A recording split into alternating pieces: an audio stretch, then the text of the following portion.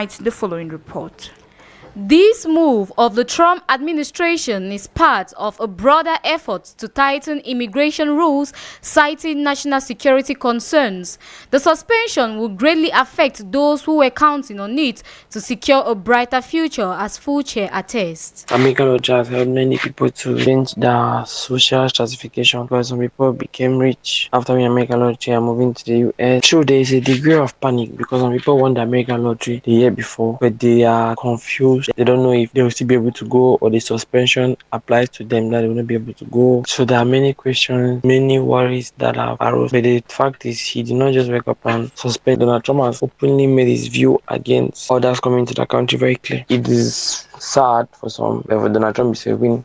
Chelsea shares a similar sentiment, expressing disappointment and stating that making the security concerns argument seem a bit extreme. The suspension of the TV American lottery is disappointing because it closes one of the legal and accessible migration pathways that people in Africa and other countries or other continents can use to access America, gain asylum and work there. And the decision, it's not really the best. Framing the suspension around security concerns is excessive because the TV lottery already involves strict vetting processes. Mola, on the other hand, shares a different view. He welcomes the suspension, believing it will redirect opportunities back home. I've never been a fan of it, and I don't even do it, talk less of encouraging people to do. Trump banning it, for me, is a good thing. There's going to be less brain drain, and people will be forced to have to stay in their own home countries and be able to work and do something useful for themselves and for their country. I just think that Trump is just trying to look out of his country because, as he always calls some people alien, he's trying to look for what is best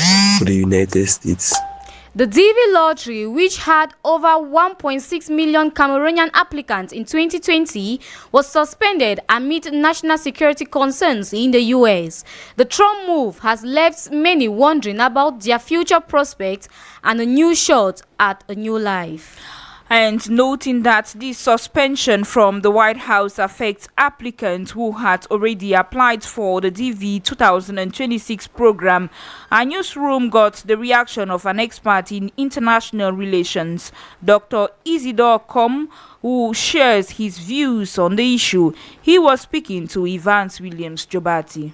It is not a big problem because Cameroonians have to remain in their country and develop their country. Why rush to US? So it is but a normal situation that we should remain in our country and develop our country, because when they go there, they see work. They don't go there and hold their arms. They just work and develop our country, which is normal. Totally accord with Donald Trump's view that we should abrogate the lottery stuff, given that we have to remain there and work and also develop our country. Why rush when we are still going to work? Different of a kind of a greener pasture and envelope that can swell up. That's just otherwise. What's there? We have a bilateral relationship with them, and we saw the relationship is too diplomatic, and so therefore they also come here for sightseeing. Let us go there for sightseeing and also come back. We shouldn't degrade our own environment. We are traditionally African, so any city has its own goals. The American TV lottery results in a multi-million-dollar outflow from African economies every year, and with the recent suspension of several African nations from the program, experts are questioning the benefits, particularly regarding the retention of human and financial capital. In this light, Jeffrey Tachum explores the reaction of economies to this shift and in the context of massive immigration and now reports. The Green Card Lottery, also known as the Diversity Immigrant Visa Program, is the primary legal migration pathway for people living out of the United States. But for Henry Kwam, director at the Cameroon Economic Policy Institute, there is no positive impact driven by such move, as it is an indicator of brain drain. This doesn't have positive impacts on the Cameroonian economy as a whole because it's a form of brain drain. The entry fee obviously requires some cost for individuals, but most of our technical workers, our doctors, our lawyers, our economists, our engineers who win the diversity visa program obviously go to the United States. So this creates a significant mismatch in the labor market because businesses and entrepreneurs sometimes cannot find talent they need. Nevertheless, the economic experts point out that there might be economic benefits from Cameroon through its diaspora and the important financial resources it generates back home.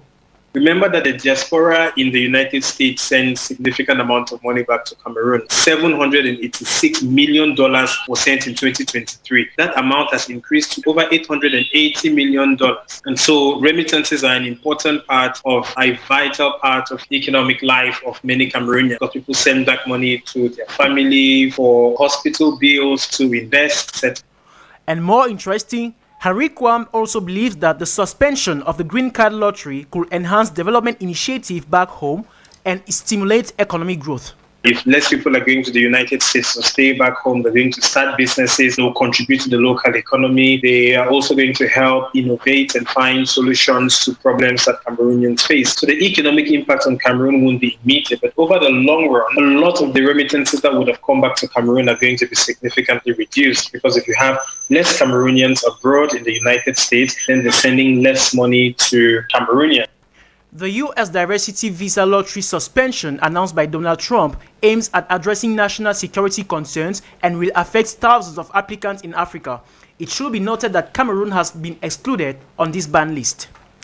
Still to come in this newscast, 48 hours to Christmas celebration. Some Cameroonians say the enthusiasm that usually surrounds the feast has reduced within the years. I, for one, am not actually feeling anything. To me, it's as if it will be a normal day like all other days. I don't really think I am excited, because for me, it's just like normal days.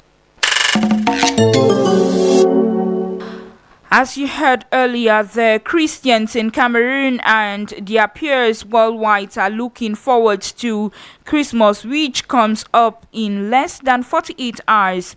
Even though families are anticipating for the nativity feast, the enthusiasm that usually surrounds the celebration has reduced within the years. Some Cameroonians have been sharing the value they place on the Christmas feast and how excited they are to celebrate. Take a listen to them in this Vox Pop compiled by Glory Ngange. Christmas this year is really something else. We are not feeling the vibe. I, for one, am not actually feeling anything. To me, it's as if it will be a normal day like all other days. Even though the preparations are ongoing and everything, the atmosphere to me is just calm.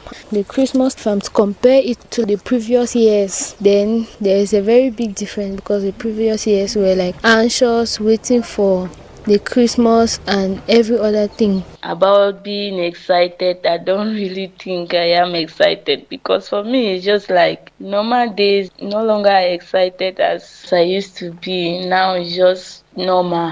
But things are changing because I am really looking for a dress to wear. I'm planning to take myself out, go and relax. Well, things are really tough now, considering the fact that prices are increasing, but salaries are increasing. I'll try to get the little I can for my kids and for my household. The most important thing is we are grateful for health and we'll be together to celebrate. We now talk education. Some parents have raised concerns about the continuous increase of school fee by some private institutions. They highlight that this phenomenon further intensify the economic hardship most of them are already experiencing.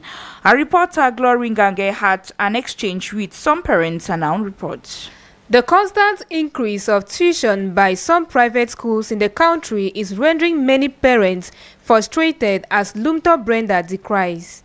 I'm concerned about the continuous increase in private school fees, which creates financial strain, stress and uncertainty about providing my child with the education they deserve. To be honest, it's frustrating and stressful. It's really frustrating. Harrison Tiku highlights that this increase does not limit at the fees. It also extends to other financial requirements like examination fees, among others. Government or private schools especially are exaggerating recently with the way they inflate the fees as well as other financial obligations. They don't even consider the financial situation of parents. They don't even consider the economic status of Cameroon, because how much does a civil servant earn in Cameroon a month to be paying primary school fees for 100,000, excluding books and other accessories? Let's talk less of secondary schools. Coupled with the economic situation of the country, Brenda and Harrison are hoping that schools involved as well as the government will take actions. I really wish the school would offer more flexible payment terms, like for example scholarship or assistance to help families. The state should come inside this situation and regulate it, because by each academic year they add something. Always look for 1 or 2 ways that they can have extra money. To the detriment of the parents, I think it's a situation that needs regulation.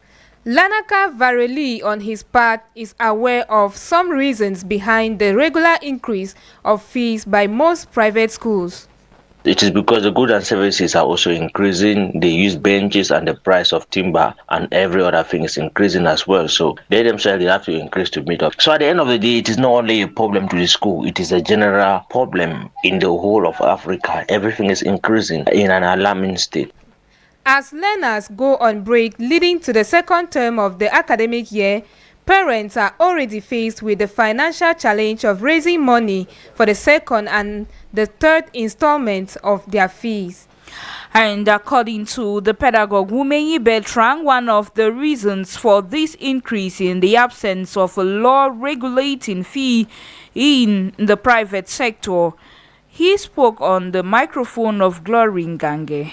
The persistent cry stems from the fact that each year there is a constant increase in the school fees, in private school especially. And the truth is that there is no regulation when it comes to school fees in the private sector. You see schools, their tuition fee might be 500,000, 200,000. There's no regulation when it comes to private schools in Cameroon. So that's why you see private owners can do whatever thing they want in their schools. Most often there is a communication for schools that are serious on the increment. And most often they will tell you that they want to build more classrooms, because there are some schools that start small and people persistently knock at their doors, and so for that reason they have to increase. Sometimes they might want to build a multimedia center as a computer lab. There are so many things. Yeah, but the one thing that we regret of the whole show is that most often teachers' conditions remain the same, which is a very bad thing. Those who are at the forefront of the pedagogy exercise, their situation is always the same. The only thing I want to frown at those schools is that they don't want to increase the salaries of their workers. They persistently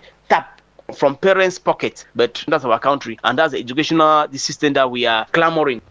From education, we move to politics. The year 2025 is slowly fading away, and many memories are still diverted towards the two important elections that the country organized. While many praise the organization from Elekam, others condemn the irregularities that characterize this process.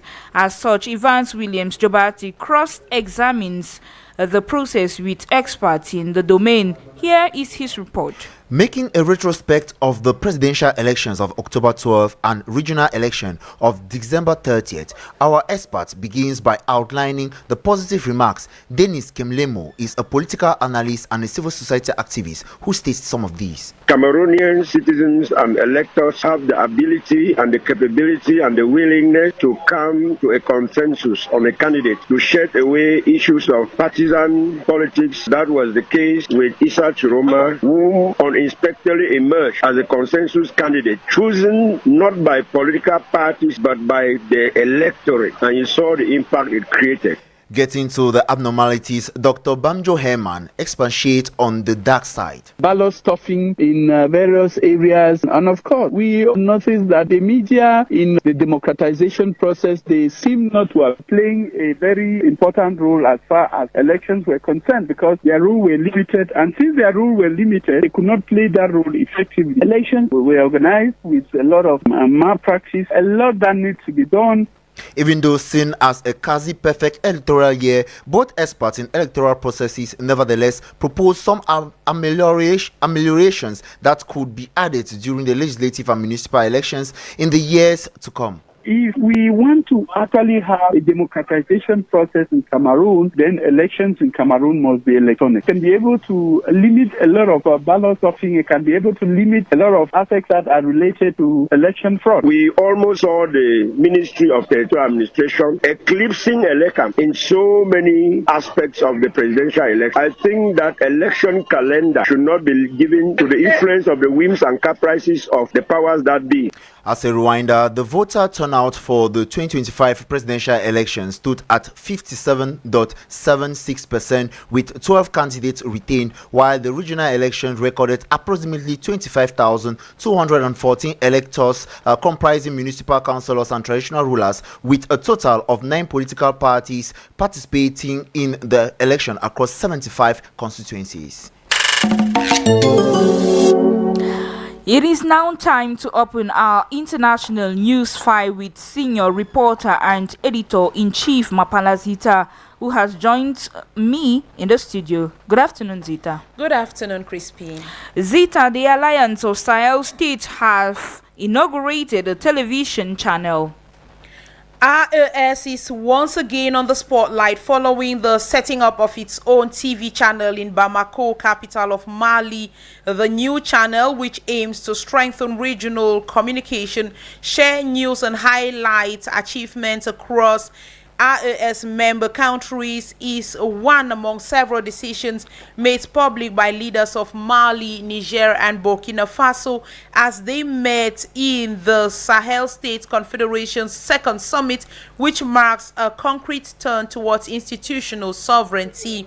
Other confirmations from the summit include the launch of the Confederal Investment and Development Bank, as well as the 5,000-strong force to counter security threats in the region, to be headed by Burkinabe General Daouda Traoré.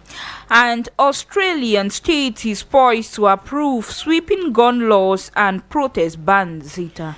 Australia's most populous state is today set to approve sweeping laws cracking down on guns and giving authorities the power to ban protests after the nation's deadliest mass shooting in decades, facing growing political pressure after the terrorist attack which took the lives of 15 people. State and federal governments have proposed changes to gun laws and a broad hate speech ban. The government of New South Wales, where the shooting took place, has recalled its parliament and introduced what it called the toughest firearm reforms in the country. The new rule will cap the number of guns an individual can own, ban the display of terrorist symbols including the flag of the Islamic State, and also give authorities the power to prohibit protests for up to 3 months following a terrorist incident. The reforms are expected to pass the upper house of the New South Wales Parliament today evening, or latest early on Wednesday.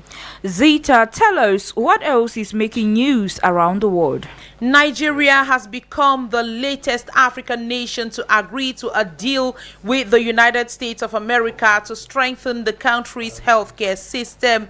It is aimed at replacing previous agreements under the now dismantled U.S. aid, and with the 5-year deal, Nigeria needs to raise $2.9 billion to boost priority health services and will receive $2 billion from the United States of America.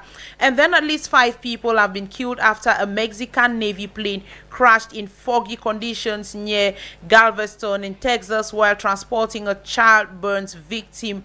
According to a flight tracking website, the plane was last recorded at about 9 p.m. GMT last evening over Galveston Bay near Shoals International Airport. Mexico's Secretariat of the Navy said 1 person remains missing while 2 others were rescued. Back to you, Crispin. Thank you very much, Mapala Zita. We come back to talk sport. Biwa Brian is here with our Sport File. Good afternoon, Brian. Good afternoon, Crispin. We begin with football, where players of Panther have been given cash prizes for winning the 2025 Cameroon Cup. Just weeks after their historic triumph over Colombe Sportif of Jai Lobo to clinch the Cameroon Cup, the players and technical staff of Panther Sportif Dundee have officially begun reaping the financial rewards of their success. The club's honorary president, Kecha Cortez, hosted the entire squad members, including members of the technical board, directors, technical staff members, and for a formal reception. The gathering served as a backdrop for the distribution of first round of contractual bonuses, a move aimed at honoring the commitment showed by the Zumanto boys during their successful campaign at the Cameroon Cup. Each player received a bonus of 1 million CFA francs. The head coach was awarded 5 million CFA francs and each assistant coach received 2 million CFA francs. In a move towards professional transparency and security, the club management confirmed that all funds have been directly transferred to the individual bank accounts of all the beneficiaries. AFCON 2025 Morocco, a special page in the news. We begin the special page in the Lions Den, where the head coach today faced the press in a pre-match press conference ahead of tomorrow's game. During the pre-match press conference, Coach Pagu David was remarkably candid about the current state of the squad, explicitly dismissing the idea that this team is a mere continuation of the previous version of the Indomitable Lions. He described the current setup as a rupture from the past, citing diverse blend of seasonal leaders and fresh talent recently called up to defend the national colours. While building on this theme of transformation, Pagu acknowledged that while Gabon benefits from a more stable and consistent roster, Cameroon's recent overhaul could actually serve as a strategic advantage to the team. He noted that despite the sweeping changes to the lineup, his preparations have remained calm and focused, allowing the team to build a new identity away from the weight of the previous expectations. He emphasized that his sense of duty to the national flag weighs any nerves, asserting that he is fully prepared to meet the challenges and has already finalized his starting 11 ahead of tomorrow's game against Gabon. Here's a sneak peek of today's press conference. You know that the coach Pagu David and Damana fulfill. So and then you know how my team play. I gonna do the same because I not change my feeling football total, and then we train as we want to play, and then we play as we train. So tomorrow we are good. Thank you, coach. Thank you, Nobu. I wish you good luck tomorrow. From your findings, Brian, you say Morocco's chilly weather has been a major concern, with fans complaining about the cold. In addition, Tanzania's head coach has also flagged the issue, saying the cold climate is a far cry from their usual warm weather and it could impact their performance. Ahead of their opening Group C fixture against Nigeria Super Eagles at 6:30 p.m. today, Tanzania's head coach Miguel Gamondi has admitted that the cold weather conditions in Morocco are posing a challenge for some of his players. One of the major talking points ahead of the tournament has been the weather conditions in Morocco, particularly for teams coming from warmer climate. While temperatures across host cities are generally mild, they are significantly cooler compared to what many African teams are accustomed to. Daytime temperatures in Morocco range between 15 to 20 degrees Celsius, with much cooler conditions at night. First, where the Super Eagles and Tanzania will play their opening group matches, is among the coldest venues in Morocco. The city records daytime temperatures of about 14 degrees Celsius, with nighttime temperatures dropping to as low as 6 degrees Celsius. Rabat and Casablanca have similar conditions, with daytime temperatures of about 18 degrees Celsius and cooler at night. Marrakesh and Agadir are warmer, especially Agadir, which enjoys daytime temperatures of up to 22 degrees Celsius. While speaking after their training session at the Mohammed V Football Academy in Rabat, the head coach of Tanzania, Gamondi, acknowledged that the cold weather has affected some members of his technical staff, insisting it would not be used as an excuse for his team. Gamondi also expressed satisfaction with Tanzania's preparation ahead of the crucial encounter with Nigeria, highlighting the positive atmosphere within the camp. Notably, today's clash will mark the second AFCON meeting between Tanzania and Nigeria, with their first encounter dating back to the opening match of the 1980 African Cup of Nations, where the Super Eagles secured a 3-1 victory. Before you go, Brian, tell us about today's fixtures at the AFCON. The Democratic Republic of Congo is currently up against Benin Republic at the Al Barit Stadium in Rabat, currently leading by 1-0. The Super Eagles of Nigeria will cross paths with Tanzania at 6:30 at the first stadium, while Tunisia will lock horns with Uganda. The highlight fixture of the day comes up at 4 p.m. between Senegal and Botswana, a high-profile game featuring Senegal, who held the longest unbeaten streak in world football this year, going 26 games unbeaten before losing a friendly game to Brazil. AFCON 2025 Morocco, that was a special page in the news. Let's welcome Francine Ateba for the summary of this newscast in the French language. Good afternoon, Francine. Bonjour, Frino et Crispine. Le gouvernement américain a décidé de suspendre la loterie américaine le 18 décembre 2025. Cette décision fait suite à une fusillade à l'université Brown dont le suspect Claudio Manuel Neves Valente est entré aux États-Unis en 2017 grâce à ce programme et avait obtenu une carte verte. Toujours en national, la fête de Noël n'a plus le même engouement comme d'antan vu la conjoncture actuelle. Les parents, malgré les sacrifices, sont confrontés à la vie chère et sont obligés de faire des choix entre les vêtements, les jouets ou le menu du jour. Chacun y va selon sa bourse. À l'étranger, l'Alliance des États du Sahel a lancé sa chaîne de télévision Télé AES à Bamako le 22 décembre 2025. Cette initiative vise à renforcer la souveraineté informationnel des pays membres à l'instar du Mali, du Burkina Faso et du Niger et à offrir une plateforme médiatique commune pour promouvoir l'intégration régionale et contrer la désinformation.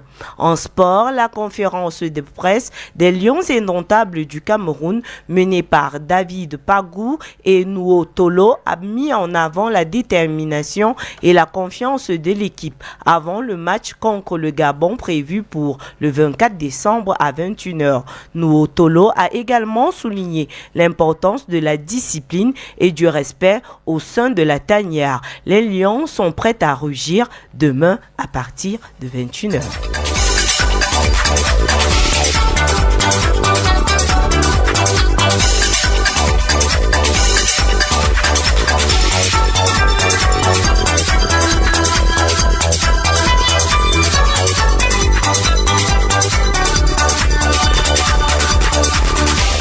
The 2 p.m. newscast was technically assisted by Salomon Esana, our sound engineer, and our studio's clerk, video editor Alan Kwekam, producer Jeffrey Tachum, news editing Mapala Zita, editorial coaching Abel Bela Samari, coordination Roger Kiek, general supervision the Reverend Pastor Bisai Emmanuel Noel.